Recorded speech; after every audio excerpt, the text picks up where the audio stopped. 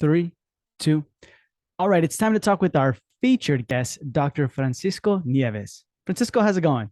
It's going well, going well. Thanks for having me. No, man, thank you for coming on and being a part of this. If you don't mind me asking, we were talking about it a little bit before, but where are you located? I'm in Granbury, Texas. It's about 30 miles southwest of Fort Worth.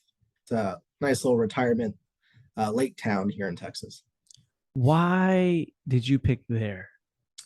I'm originally from Fort Worth. That's where I grew up. We actually used to play a lot of sports against Granbury, so we used to come down here quite a bit.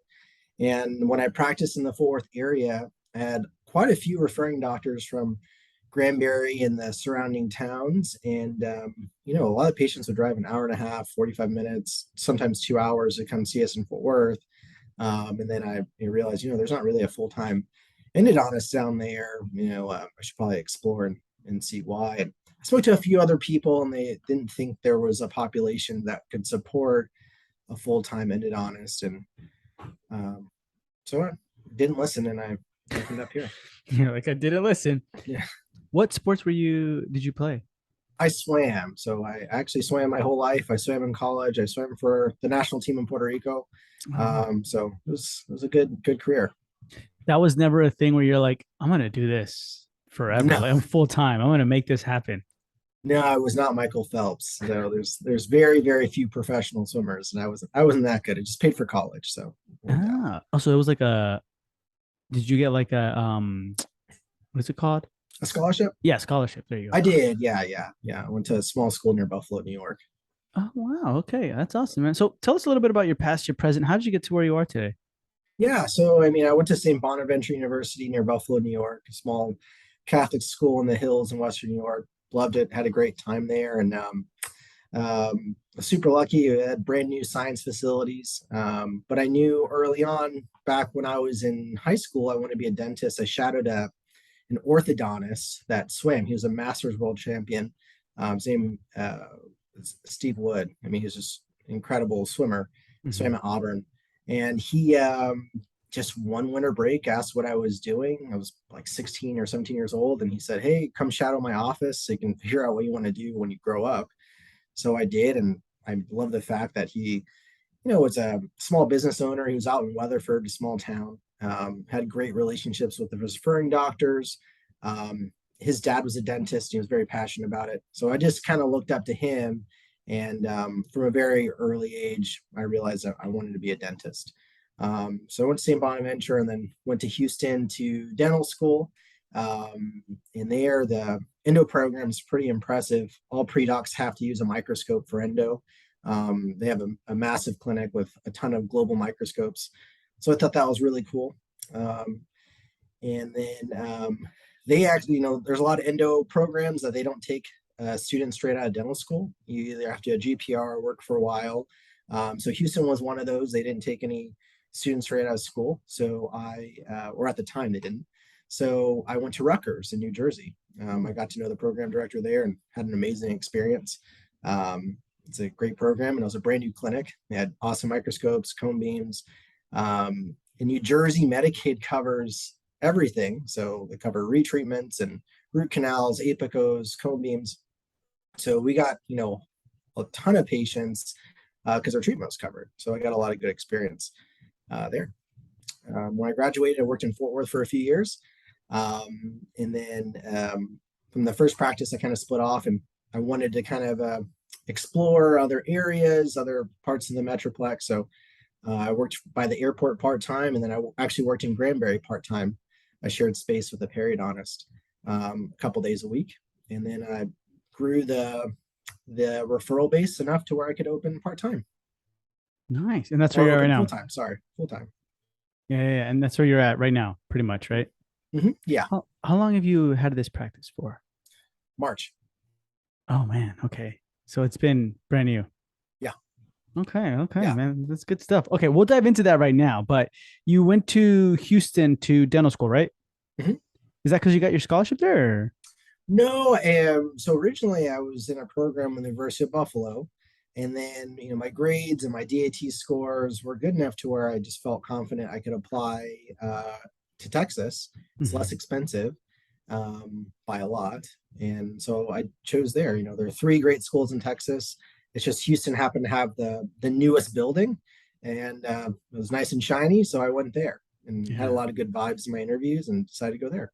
Man, never once when you're in Houston, you're like, I'm gonna stay here. I'm gonna open up something here or nah. No, there's too many dentists there. It's very saturated. And I enjoyed my few years there, but the traffic's insane. I had to get out of a city. Clearly, Yeah. I'm in a rural area, but Yeah. Yeah. I it's know. busy. I get you. So that compared to Rutgers in New Jersey, right? And you said Medicaid cover everything. Working there or being there, what'd you learn about yourself? Going there, man, New Jersey, I mean, turned some coal into diamonds out there. But I used to joke it was a sandpaper to my soul. But I loved my 2 years in New Jersey in residency.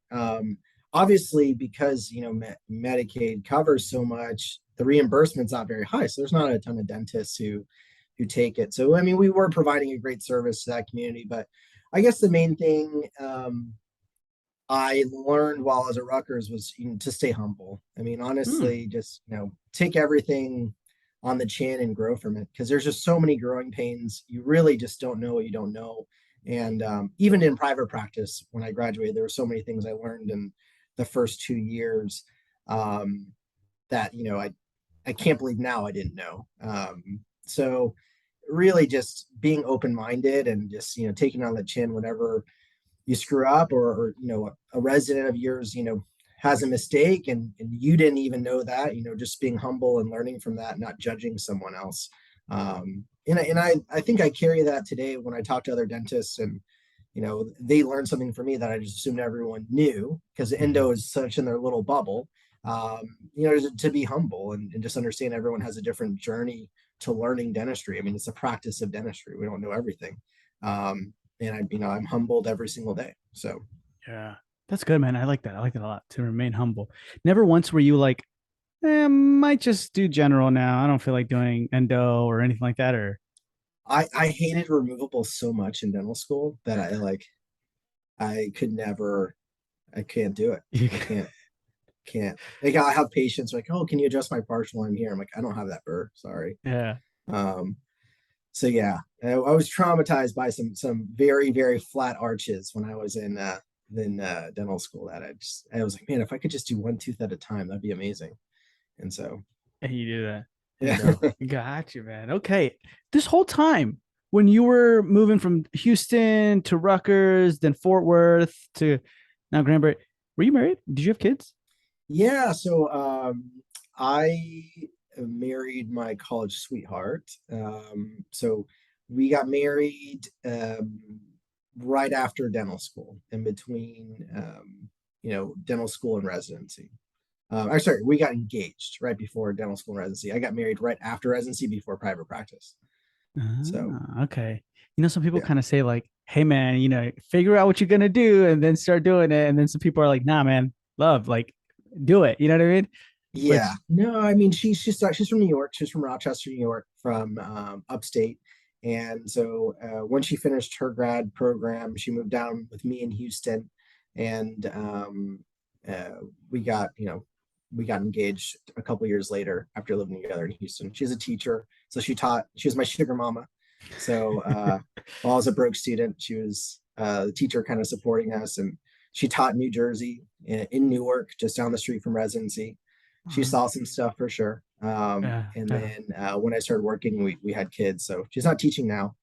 She's just taking care of our two little ones. yeah. No, she's teaching them. You know what I mean? Like, that's good.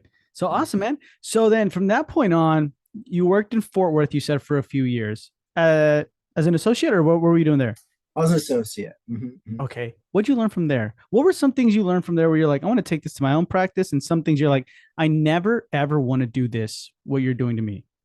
Yeah. No, I mean, the office I worked in was great. It was a great experience. Out of network office. The office had been there since the 80s. And then a dentist acquired it, an endodontist acquired it in 2011, 2012. So I had a lot of great bones, a great referral base.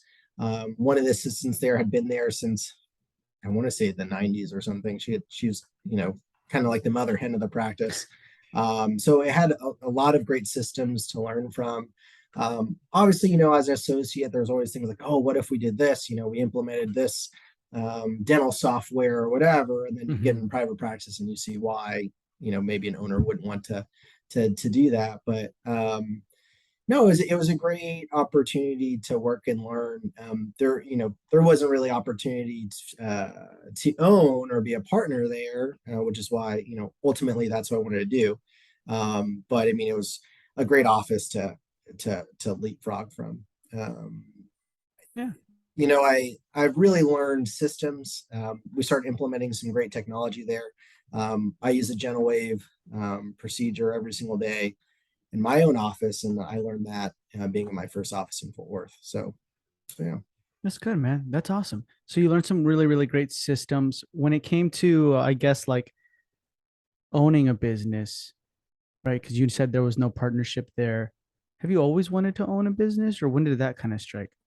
Um, I would loosely say yes because you don't really know, like, oh, I want to own. Like when you're young, you don't really know what that means. Mhm. Um, but I think it really, I had that affirmation in residency, just talking to the faculty that had their own office, and I mean, they would tell you, your best and worst days are as an owner, just because of the kind of the ridiculous stuff you have to deal with day in, day out.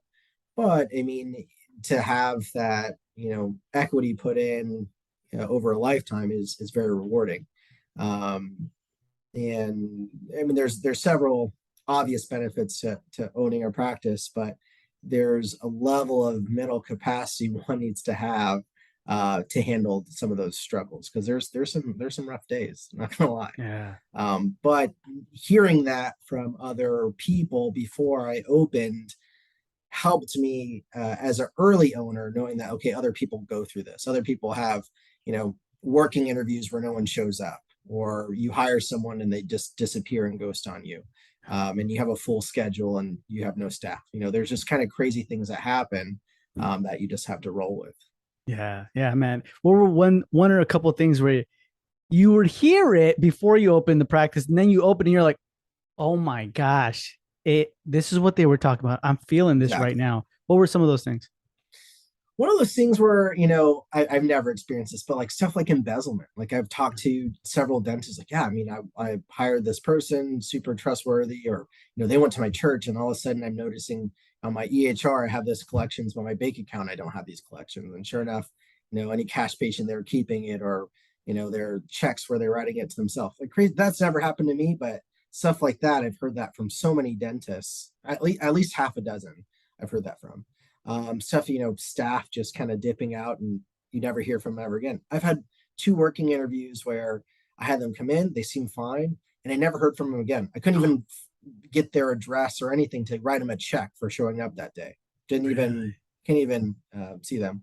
Um, I've had staff just have really bad days and have mental breakdowns, and you have to give them their peace. Just there's so much life outside of the office that you just have to be prepared for. I've had AC units break down, and Oh, it was 85 degrees in the office. I had to go to Walmart and buy 8 fans to cool everything down. I've had crickets just show up out of nowhere, like it came out of the Bible, just like come yeah. in after a big rainfall, and we have to figure something out. But I've heard this, from other people. It's just kind of crazy stuff. You just show up to work early, get it ready to go, and make sure everything's great for patients. And a lot of times, the good patients are understanding. Obviously, in endo, there's people in pain, and they could seemingly be irrational at that time point because they're in excruciating pain, and you just have to manage it somehow and make sure Yeah. they're happy, and obviously make sure the referring doctor is happy as well. Yeah. That's true, man. We'll dive into that part right now because I want to know a little bit about that. But what were some unexpected things for those listening who are like, I've been wanting to get into endo? What are some things that you want to let them know, like, hey, this is what you're going to be dealing with as a practice owner, if you do want to jump into endo and own your own practice? Yeah, I think the big thing for any specialist is just referral outreach and partnership. A lot of people call it referral management, but I'm not managing my referrals. I'm partnering with them and just maintaining those relationships. So I always think that's a really weird term, Mhm. but really it's just finding the right referring doctors, partnering with them, make sure your philosophies match, and see if you can be an extension of their practice. And I think that's something that's undervalued unless you've worked for a while, because they really are. They're, I would call them almost like the lifeblood of your practice. If you don't have a good referral base, you're probably going to hate coming to work. You may not be working with the best doctors you want to work with, or maybe it's a doctor who doesn't love the office they're working with and just kind of dumping junk in your schedule. That's such a huge impact. And I think if you go into a really saturated market that's really competitive, those really top referrals that people want to work with, they may gravitate to another office. So that's a part that's a struggle. And honestly, I didn't really deal with that so much my first year or so out of practice, but the office I worked in, it didn't have, a jam-packed schedule as soon as I got in. I had to go, you know, drive, hour and a half to different small towns and introduce myself to try to increase my referral base. And I did. And that's one of the things I did. I just happened to drive out to Granbury and Stephenville and all these small towns early in my career and built relationships, only to realize, this area really needs a full-time endodontist. So just understanding the psychology behind referral partnerships and the stresses and rewards involved with that, it's really important. Communication is huge. I mean, I'll spend a good chunk of my evening just calling dentists, just to talk to them about a patient, touch base with a complicated diagnosis. Maybe they sent for 15, but it's actually 14 and 15, but there's some weird things going on. Maybe we should consider extraction with replacement. There's so many ways to go, and until you can start mind reading some of your referrals, communication is so big in getting the best outcome. Yeah. Have you ever gotten like a referral where they were like, I guess not unpleasant, but like they gave you headaches a lot? They're like, no, no, no, this is how I want it. But they kind of didn't really take your professional opinion. You know what I mean? What do you do in that situation? Absolutely. I mean, honestly, I always put the patient first, right? My philosophy here when I hire someone, hire a staff member, is treat patients like family. That's the reason why I wanted to open this office. Is when people come here, they feel like they're a close friend or family, and they feel very comfortable, because anxiety is such a big deal. But whenever I have a patient that is kind of stuck between my opinion and the referring doctor's opinion, ultimately I leave it to them. It's like, listen, just decide what's best for you and with the person you trust. Obviously, you've been with the dentist for 15 years. You're with them because they haven't led you astray. If you want to go in there with their opinion, go with it. Mhm. I'm just a data point, but this is your doctor who's going to take care of you. If you value their opinion, just go with them. And if you're unhappy with any consultation we're giving you, I'm more than happy to give your money back if you feel like this is a waste of time. Usually most patients, appreciate my opinion and say the doctor says, you know what, I'd rather, instead of doing the retreat, I'd rather you just have the tooth pulled and implant. I'm very cool with that. That's what that dentist is more comfortable with.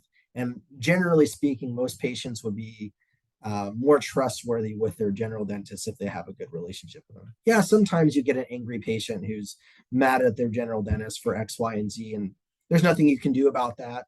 I always call those doctors and explain, hey, this patient didn't have the nice thing to say about you. I defended you and said you have a great reputation, your work's great, but you can't make everyone happy.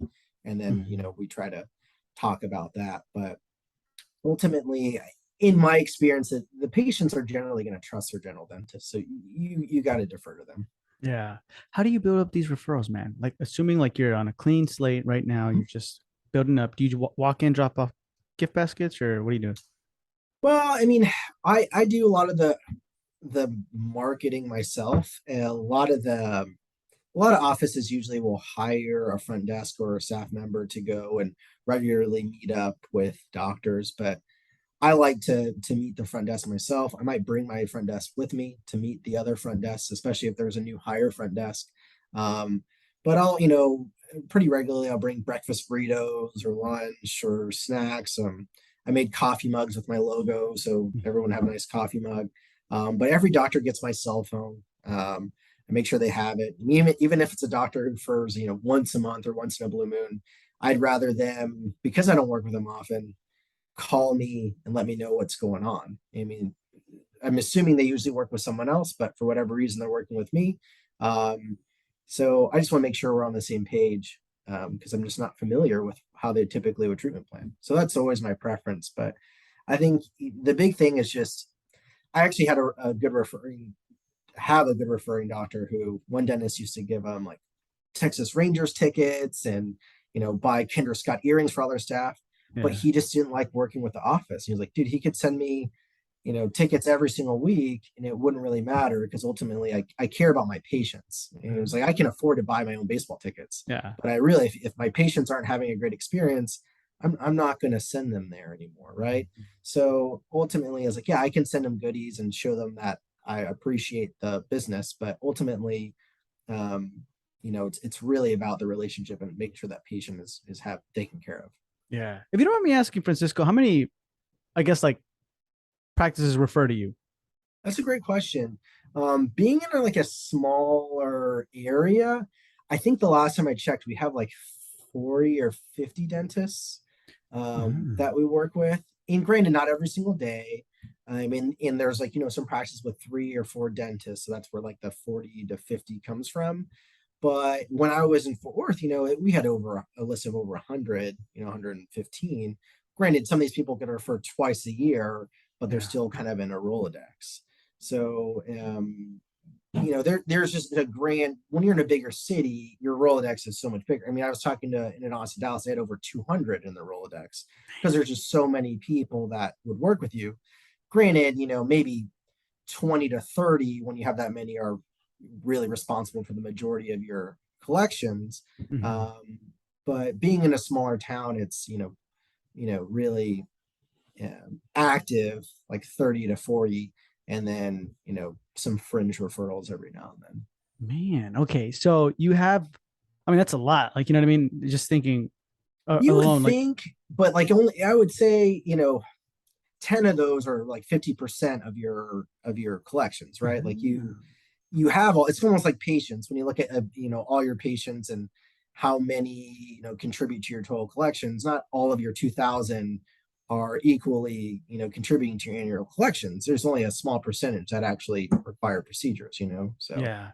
So then you continuously to these 40 to 50 give them, you know what I mean? Like constant attention. You're, I don't know, something rolls around. You're like, hey, just wanted to give you a nice gift as a thinking about you type of thing. Do you have a budget for that or? I do. I have a general budget. What I do is I try to block off a morning, especially early in a startup. I used to Mhm. block off. Actually, when I first started working, I blocked off every Wednesday. I wouldn't work on Wednesdays. Uh-huh. Granted, I didn't have enough patient flow to work on Wednesdays, but I would block off Wednesdays and I would drive in one area of town and I would just get goodies and cards or whatever and just, go to all these dentists. And I'd have a little notepad and just write down a fact about that dentist because I may never hear from them for a year. I mean, I had Yeah. people I worked on to refer to me for a year and a half before they finally referred to me. And that's the thing, persistence is key. It's like, okay, well, this guy keeps showing up, whatever, I'll just show him a case. And if they're happy and impressed, they might show you, be like, okay, instead of being my number 4 guy, he's now my number 2 guy if my main guy is too busy.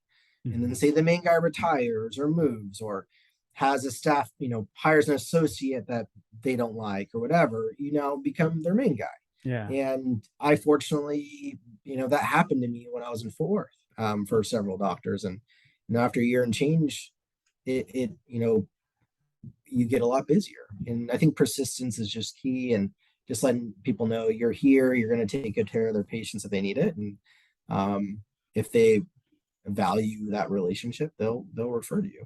Yeah. Okay, man, that's good. That's good. How you like continue to nurture them, right? And Yeah. persistence.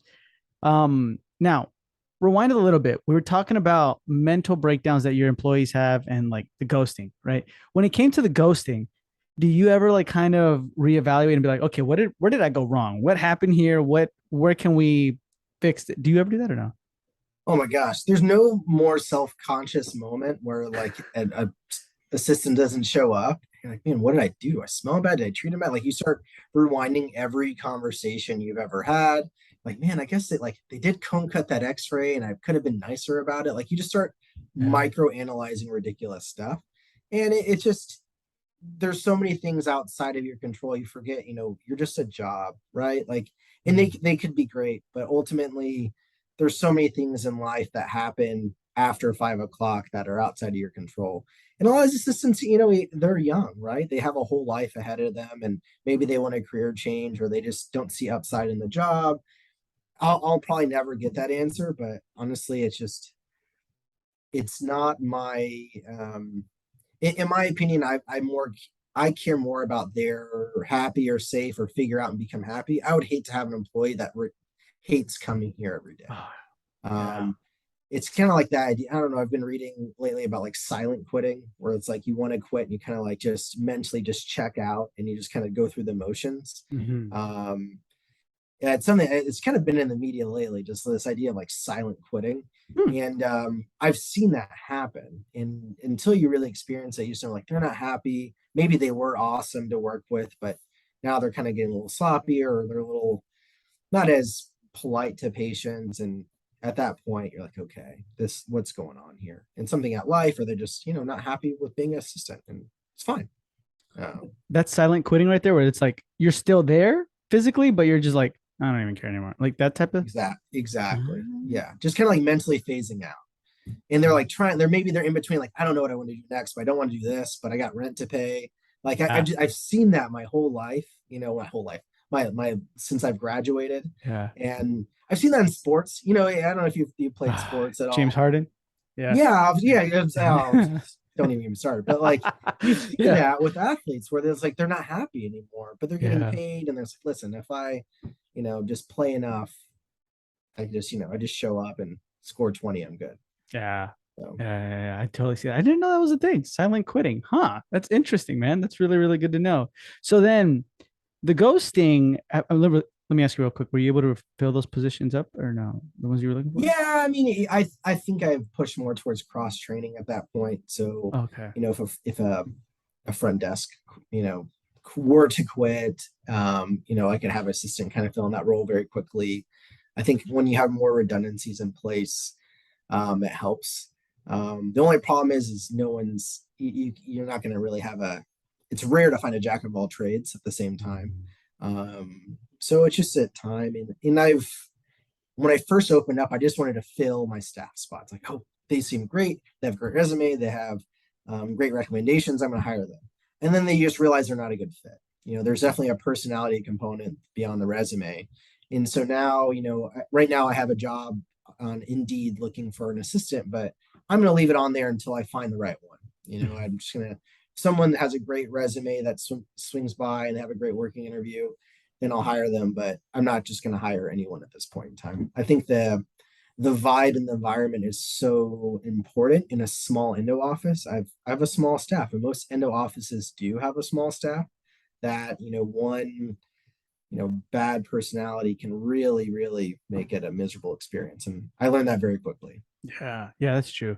Yeah, because I was gonna ask, like, would you ever hire someone who ghosted you and then you're like, hey man, I'm sorry. Like I just was going through so much in life, but I'm here now. It's 3 months, 5 months, a year later, right? And you're like, well, I kind of haven't fulfilled the position. Yeah, Or would you or not? I think my staff would be pissed. They'd be so mad because they like we put on the schedule like welcome person to come in today, and we get all excited for them, and they just don't show up. And then for like, oh, they're going to show up again, and they're like, no, absolutely not. You why would you? And it's funny, I was just looking on Indeed, and sure enough, there was someone with a great resume. Great, she used to work with one of my staff members at another office, and she said great things. And she absolutely, totally did the whole, oh well, he's offering me this much money, and then went back to their employer and just kind of just used our ad in job offer to counter their current job. They had no actual Ah, intention of working, so she didn't show up her first day of work, and then just said, just kidding, I'm staying at my job. But she just showed up on Indeed. I'm like, she was such a good applicant, but I would never God. hire her. Yeah. Yeah. No, that makes sense. Yeah. I always wondered that. I'm like, because I think about that sometimes. I'm like, oh, should I? But you Yeah. hurt me already. But I don't know. So talk to me about mental breakdowns, man. How does Mm-hmm. that work? How do you deal with that? I mean, let me ask you, have you ever had to deal with a mental breakdown or no? Have I had one before? Yeah. Yeah. Yeah, I mean, yeah, for sure. I mean, not necessarily in the workplace, but man, like, I mean, there's just some stressful where it's like, man, where do I go? You start Yeah. panicking, and you just take a step back and you breathe and you think about it. Um, but I mean, I need to have people in the family that, or I know people with anxiety and stuff like that, and I understand it's a lot of times out of your control. And endo can be stressful. I mean, you have people in pain. You have angry patients that might be angry at a doctor. You might have a doctor who's calling that needs to get their patient in, and you have, you know, 7 people you're trying to work in, and they're not calling you back, and then they call you back when you try to work someone in. So the front desk can get stressed and overwhelmed dealing with tough personalities, and then the back can get overwhelmed dealing with tough personalities, and then say a case, they're forgetting stuff, or, a case that should take like 45 minutes an hour is taking longer because the room's not set up. And I'm like, hey, Hmm. what's going on? Um, Things can get intense sometimes after a long week. Um, so yeah, I mean, sometimes people need to take a break, and I just tell them, hey, just go outside. We have a Brahms. Do you have Brahms in Houston? You know Brahms. No. It's a fast food burger place with a grocery store and really good ice cream. And so I'm Oh like, just man, go next door. We have that's like a never. Brahms. I keep a Brahms gift card in our office. I'm like, go take the gift card, get yourself a milkshake, and just like take a break. Like just relax for a little bit, cool off, and we'll get back on it. It's kind of what I Yeah, tell them. It's like that's what you just tell your team. yeah, Yeah, yeah, yeah, just yeah. like take a break. And like it could be really crappy because we could be in the middle of a swarm or something. And it's like, listen, like for you to continue here and do your job right, like just take a minute. And that seems to help. It doesn't happen often, but I Mhm. mean, it can happen to anyone. There could be things outside your life that's stressing you out. I've had staff members that a pet is dying, or their Mhm. father's dying, or they're having issues at home with their parents. Like there's just so many things, and they have to show up here at 7:30 with all that in their mind, and then a patient's being rude to them for whatever reason first thing at 7:30. I have to deal with this. So I just tell them, hey, I got this patient. I'll do whatever that needs to be done. Just take a Mhm. break and we'll get going. But I just you got to take care of your staff, man. Like, they're so Yeah, important. yeah, that's true. How many employees do you have? So I have 2 front desks and 2 assistants. Okay, so And four, four in total. one of my assistants is cross trained for the front, and one of my front desks is cross trained as assistant. Gotcha, gotcha. Okay, yeah, man, that's awesome that you do that. Like, you know what I mean? Like, hey, man, go milkshake break. Like, Yeah. go have one. Because if they're having a mental breakdown and then like you still try to keep them in there, I feel like I'd be stressed out. Like, you know what I mean? Oh, I'd be it's like, and I've done that. The reason I do this is because I've done that. I'm like, no, you need to get back. I remember the biggest mistake I made was like, all right, you need to like calm down. And we have 2 patients lobby. We're already 10 minutes behind or 15 minutes behind, and we need to get them going. And it didn't go well. Like the patient was like, what is up with that assistant? Because they're short. They're like, their eyes are like kind of red. I'm like, man, why did I throw that patient back in, or the assistant back in the fire? Because what happens is that assistant's going to turn around and tell the doctor, don't ever send me back there. That office is a train wreck. I remember one of my first months, I had a patient. Granted, she was kind of high maintenance. Even the dentist called me before and said, "Hey, this patient's pretty high maintenance." She mhm. straight up said, "Like, hey, this is amateur hour." Just because, like, I had an assistant. We accommodated at the end of the day, and the assistant was having trouble taking an X-ray. It's like, "Oh, this is amateur hour," so she didn't schedule treatment with us. Um, but that assistant had a terrible, like, she had a rough day that day, and I honestly should have just done the consult myself and taken over. I just didn't have the foresight to just do that.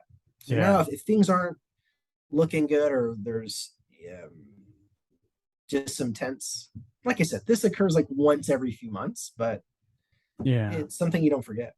Where's the line, Francisco, where you're like, man, you know what? I could have done better. I could have done this. I understand you're going through something. Fine, take a breather, to where it's like, dude, we've lost 7 patients because of you. Like, this is Yeah. ridiculous. Where's the line? I mean, probably after the second patient, if this Ah, is a recurring theme, where it's affecting patient care, it's not working. That's the whole point of, hey, I can see to look at someone who's had a rough day or has had a rough, string of patients, because we see a lot of people in pain. It can be tough. It can be excruciating.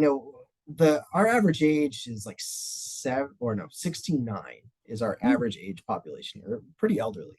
So Yeah. we have patients that they can't recline back. I'm doing endo like under a microscope standing, my assistant's standing, and we're sweating trying to do this. And then we have another person who's gagging and now needs nitrous and halcyon to relax. We deal with some personalities, and if we have 5 patients in a row that are tough, it can be pretty exhausting. So to kind of tap out um, your assistant and be like, hey, let's get lunch for everyone and let's just take a break, or let's get some milkshakes for everybody, or hey, tomorrow morning we get breakfast burritos, just something to get everyone back up is good. Yeah.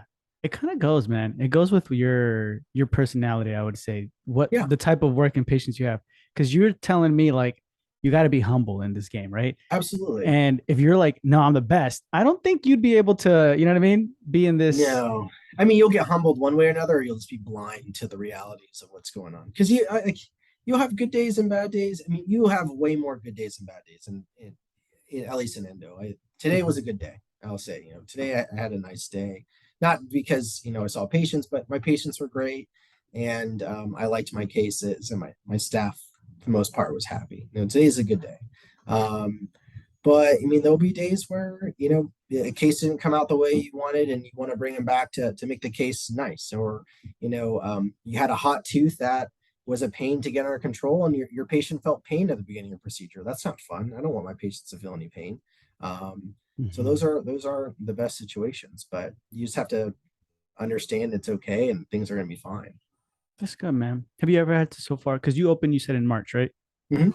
Have you had to let go of anybody so far? I haven't had to let go of anyone so far. I've had to kind of have the conversation of, do you want to be here?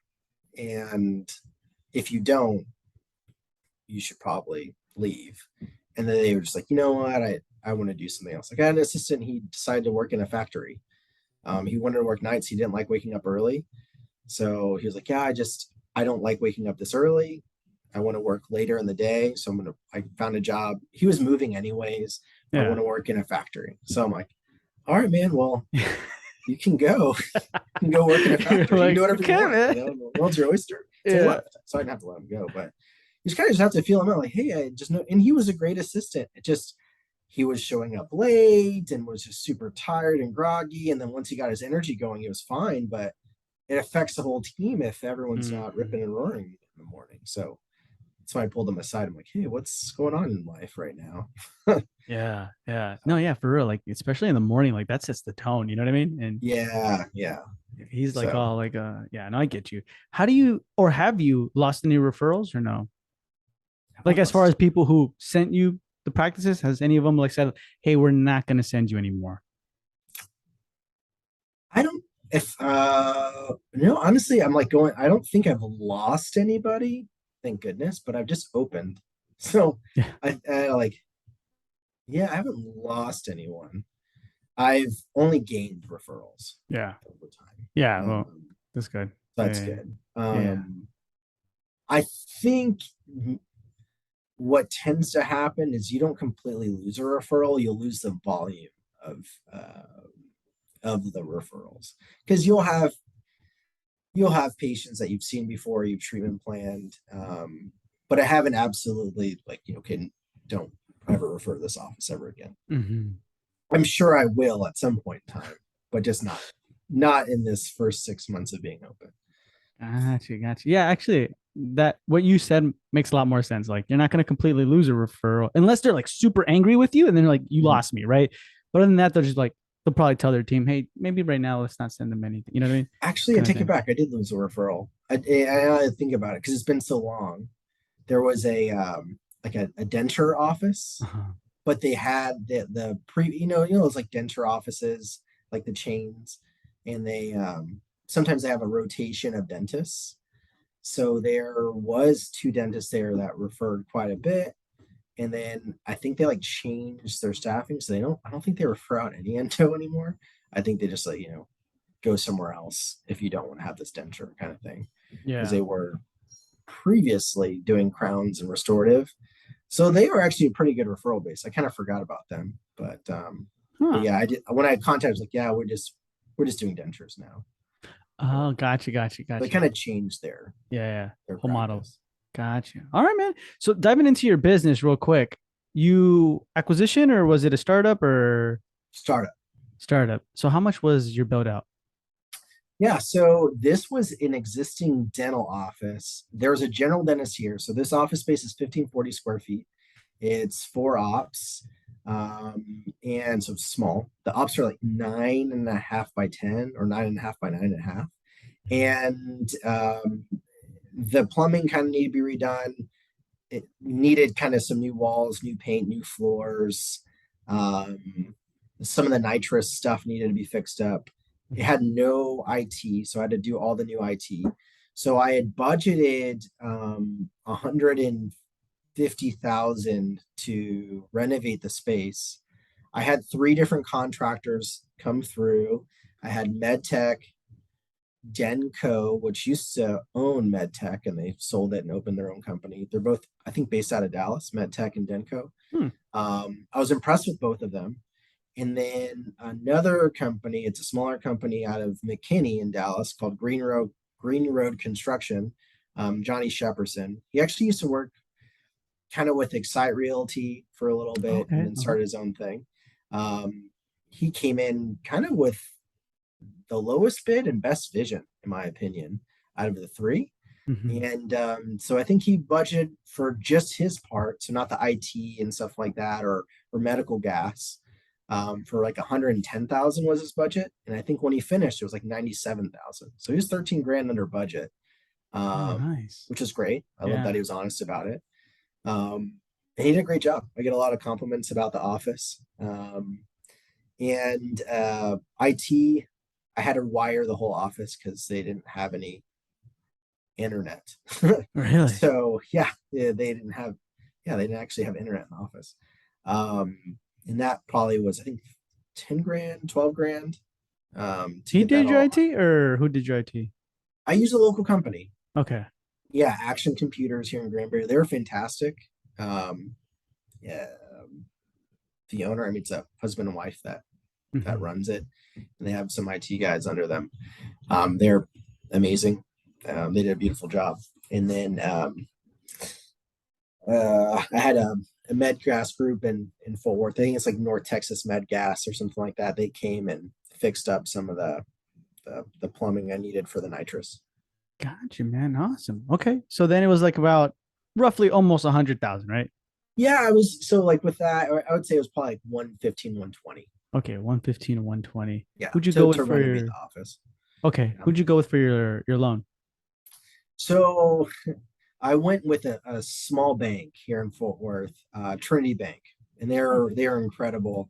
I'd reached out to Bank of America, and because I had looked at acquiring a couple different offices, and I don't know, I've heard great things about Bank of America, but whoever I interviewed with had no idea anything about endodontics, and it was the weirdest thing because I was telling them, hey, this office, the revenues were this much, the collections was this much. Sometimes endo offices are valued at about like 70% of collections, somewhere between 70 and 80% is kind of more or less what they're valued at.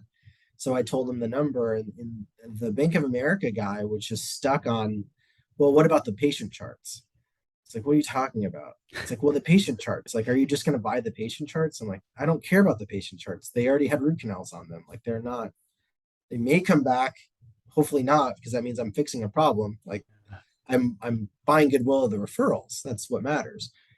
It's like, and he like could not. We are 30 minutes in this conversation, could not grasp this idea of a specialist buying goodwill of referral relationships, not the patients, and kind of just hung up. I was like, I don't think What? we're a good match, and I just hung up on him. And I Oh, just you haven't hung called up Bank on of. him. I thought he hung up. I was like, No, I hung oh, up because I was like, I don't think this guy is competent to handle yeah. like what we're talking about here. So I could have probably gone up. I think startup would have been a lot easier to Hmm. comprehend, but the acquisition thing, like if he couldn't handle that simple concept, I wasn't gonna, go that way. And then the next route I went was Wells Fargo and Mhm. PNC. PNC was going through the merger of BBA, and that was a nightmare. I don't know if you heard about that, but Yeah, They really. they Yeah. acquired BVA Compass Bank, Oh, wow. and the merger, they lost accounts, like actually lost accounts. And so everyone is all hands on deck on that. So I didn't hear emails back for like 6 weeks from PNC, but I loved everything that they were saying going up to that. They're just stuck in a rut. Hmm. Wells Fargo was great. Um, Underwriting was a little bit of a mess. They didn't like that I was working here part time. Um, so they thought it was like a little bit of a risk opening in an area that you're working part time in, even though I cultivated the referral relationships. So they were just trying to, I don't know, they delayed the process a lot. So I eventually got all my paperwork, just submitted it to some local banks, and Trinity Bank said they could do the deal, and they've been Yeah. amazing. That's awesome, man. Was there any major delays during the construction phase or no? No, the biggest thing was the, I would say for anyone starting up, make sure the landlords have a blueprint of the office or a type of like layout of the office because they didn't. And that was a huge problem because I couldn't give any, dimensions, exact dimensions to my construction team. Like they had to kind of guess and do some measurements themselves, but anything between the walls, they had no idea. And the landlords didn't have anything because whoever built this office, I don't think they got permits. Hmm. So, or at least when I called the permitting office, they didn't have much. So that was interesting. So that took like 2 months to get blueprints from an architect from the landlord. So that was brutal That was the delay. You were like, hurry up, just to get man. started. But they actually finished ahead of schedule. Oh, nice. Okay, that's good. And so right now, would you consider you're saying like I'm breaking even or I passed break even point already, like in what month?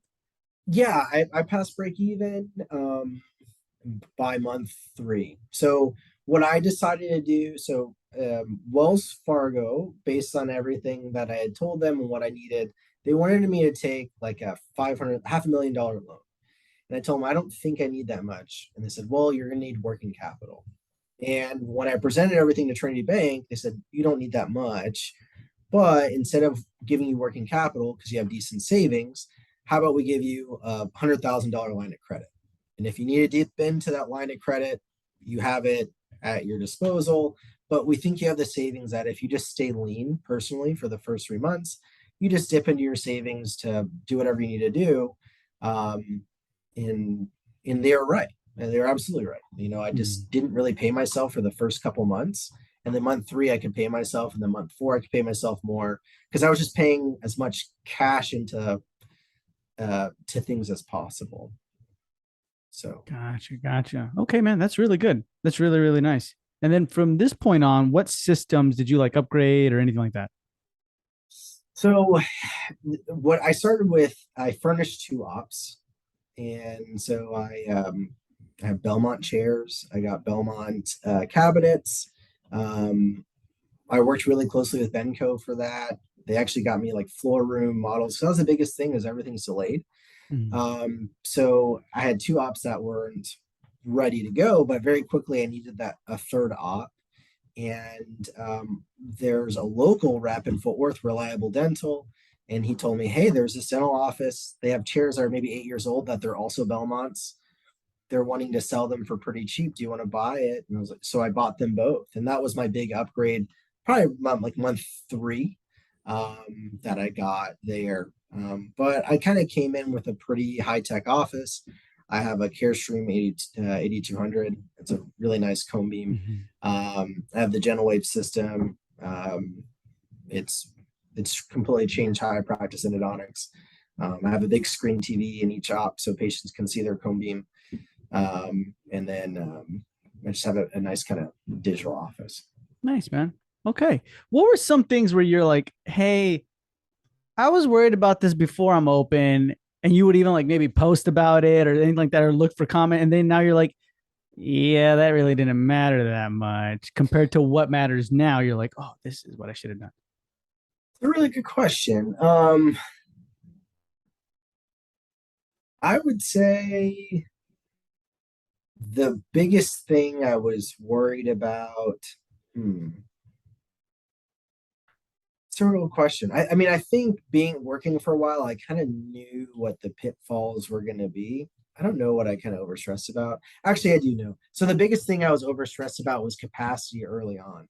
Um, I I knew my front desk pretty well before I hired her, and I told her I just want to get two ops up and running just to save money. And she's like, "This is stupid. I know you're going to be busy pretty quick. You need to get three ops."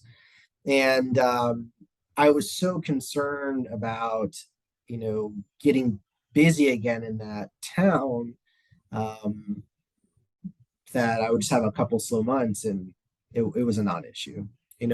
Just being there, present, 4 days a week, you're gonna have emergency or two a day that the patient needs to be seen that day.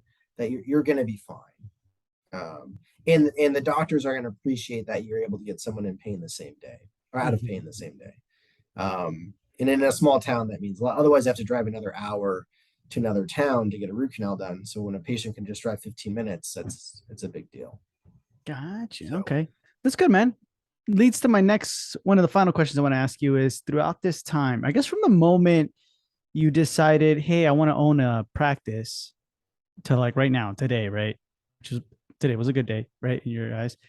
What's been, I guess, some of the biggest struggles that you've had to endure or fails or pitfalls? I mean, staff retention's hard. I mean, I every time someone's unhappy being a dental assistant or just wants to do something else, you get self-conscious and you wonder, is this because of something I've done or something in the office? I always feel that it's a failure. Another thing is like if a patient doesn't have a great experience, obviously that doesn't happen often, but if we follow up every single patient the next day, and if they mention something that's not great, I mean, in my mind, that's a failure. I want everyone to have an amazing experience. Obviously, you can't make everyone happy, but you want everyone to have, to leave here thinking, I, this exceeded my expectation to get a root canal. And if that's not the experience that someone had, I feel like that's a failure. And maybe it could be hard on myself, but I feel like if I don't have that mentality, I'm never going to get better. And I think so far I've taken a lot of feedback, even from my associate years to when I first opened. I mean, my wife was my first patient here. She actually needed a root canal. I know that's a HIPAA violation, but she gave me permission to tell people this. She was my first patient, and sure Yeah. enough, she told me it's like everything went great, but I really didn't like, my assistant like kind of ran out of hands and then put like the suction like on her, like kind of on her chest, but it was almost close to her neck. It's like everything was great, but I didn't like it when that rubber thing was on my neck. Like I felt like I was suffocating. It's like, you mean the suction? It's like, yeah, like that really bothered me. It's like, huh. And like just stuff like that, you would think it's not a big deal, but for a patient who everything's been fine for 45 minutes, an hour, Yeah. something rubbers on their neck, they kind of makes them panic. So just stuff like that, you just learn. No matter how minor it might be to me, it can make all the difference for a patient. Yeah. It's true. When you I guess when you hear that initially, especially with the one with your wife, right? Do you kind of like get a little bit, well, that's because they don't have, sorry, they don't have a third hand, or anything like Yeah, that. no, absolutely. Yeah. And like you defend, like, oh, well, naturally they didn't have a hand, so they kind of just rested it there. And she was the first patient in my office. Yeah. And then I realized, like, oh, well, the reason why they don't have enough counter space. So it like made me think, why did my assistant have to do this? So I just adjusted the position of the chair a little bit closer to the counter so the assistant didn't have to like reach over. They could, quickly place something. So it just wasn't ergonomic for the assistant. So I Mhm. just made that adjustment. Yeah. That's good, man. That goes back to being humble, right? Like you Yeah, you got to be able to take that, even though it stings, especially from your wife, right? Like you're yeah. like, oh, Like, you just really? don't get Everything was it. good? Yeah. Yeah, Yeah. you're like, you don't get how a real patient would have acted, right? But you're like, oh, Yeah. she was a real patient, and But a lot of patients won't say anything. Like yeah, a lot of them just, they're too embarrassed to mention something like that. Something, in my mind, that's kind of petty. But at the same time, and she's your wife, and she went, or she's my wife, not your wife. yeah, But yeah. she wants to make sure I'm successful. So I mean, and she was, I mean, when I talked to the assistant afterward, she's like, yeah, there's not enough counter here, so we fixed it. That's good, man. That's actually really good advice. You know what I mean? For starting up, like, how some people kind of do like a run through first and foremost and Mm-hmm. get some really good critics in there like that, right? Like where they're like, hey, man, this didn't feel comfortable. Even though it's something small, But Hmm. I mean, we don't think about it, right? You Yeah. didn't think about it. We never would have thought about that. Interesting, man. Francisco, thank you so much for being with us, man. It was a pleasure. But before we say goodbye, can you tell our listeners where they can find you? Yeah. Like, what do you mean where? Like social media Oh, or anything like I'm so old. that? Yeah. I have an Instagram. I think it's called at Granbury Endodontics. Um, you can also find me on Facebook, Francisco Nieves, and I never check LinkedIn, but I'm there as well. But I'm definitely on Instagram if you want to see some cases. Awesome. So, guys, that's all going to be in the show notes below. So just go in the show notes below and check it out. Reach out to Francisco. And Francisco, thank you so much for being with us, man. It was a pleasure, and we'll hear from you soon. All right, take care.